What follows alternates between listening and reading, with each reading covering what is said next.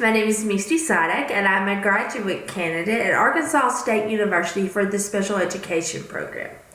Today, I would like to discuss with you the importance of visual schedules when utilized inside of a general education and a special education classroom. Through my years as an educator and as a mother to a special needs child, I have come to realize that special education teachers are fully aware of the importance of utilizing a visual schedule.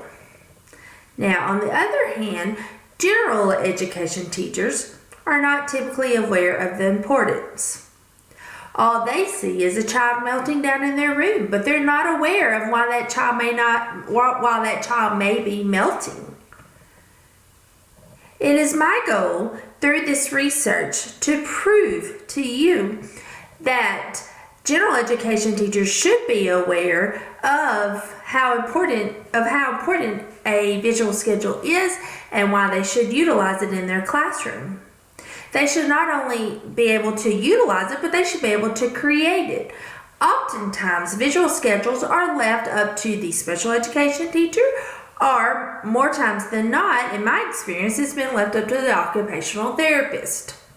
Now, with my son, we have experienced that first week of school, second week of school, when those routines are being implemented, this is when my son is exhibiting the most negative behaviors, and it's due to not knowing what is expected of him.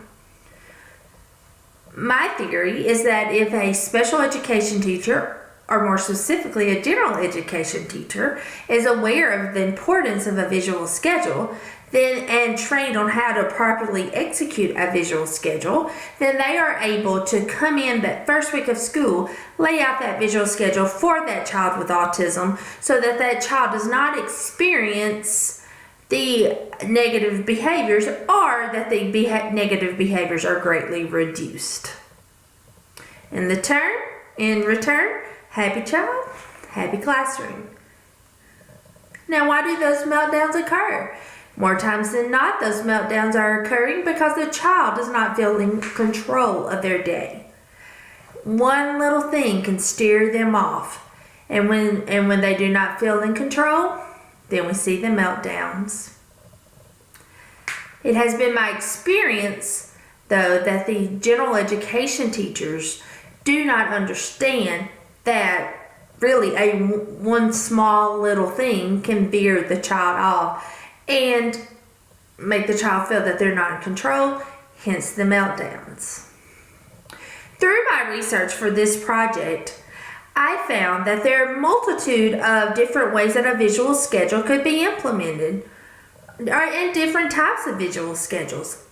Before this research, I thought that a visual schedule was strictly just pictures of the child's day laid out on a desk, and the child would pick the picture off the desk as they pick the picture up off the desk as they accomplish that goal. But I learned that a visual schedule can be so much more. There are different types of visual schedules. I learned that an adult can be taught new things. An adult that has lived a life, but things that they may not know, they can be taught through a visual schedule. One of the articles I read, an adult was taught how to self-help, taught how to go to the grocery store and shop with the use of a visual schedule. More specifically, through video modeling.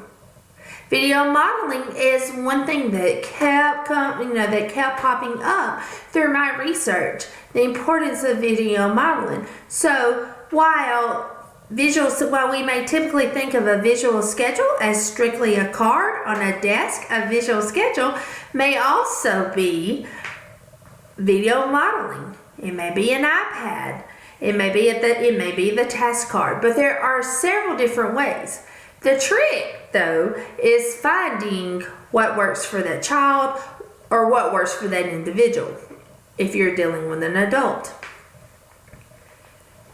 Just because this one visual schedule works for this person does not mean that it will work for this one. They all respond differently.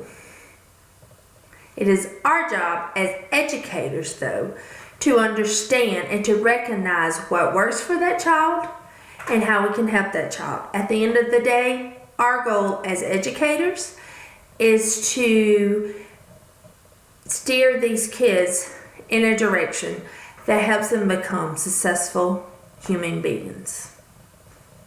It is hard to help a child become successful in the classroom if they are having continuous meltdowns because they do not feel successful in their day.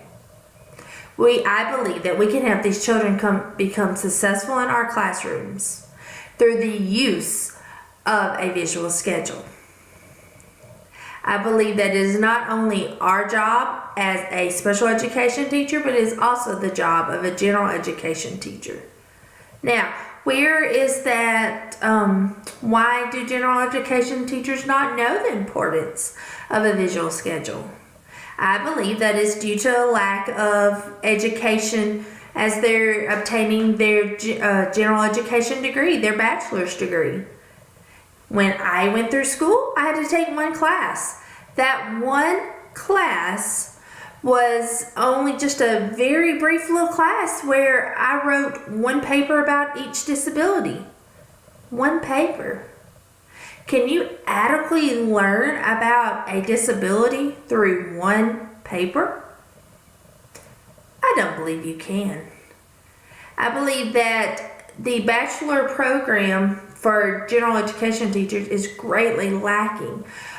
Our education system, thankfully, is moving to an inclusion classrooms. We want these children to be included. How can we include these children if we do not understand them? More education is needed for these general education teachers. When we educate our general education teachers, then they are able to help our children succeed. I believe the first step is to make them aware of when a child may need a visual schedule and how to implement that visual schedule. My research, all those articles I read, have supported that theory time and time again. Visual schedules are important for children with autism. And children with autism deserve to be in an inclusion classroom.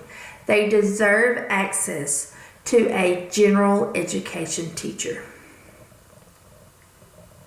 We need our general education teachers to be aware of ways they can help our children feel safe, feel comfortable, and most importantly, feel in control of their day.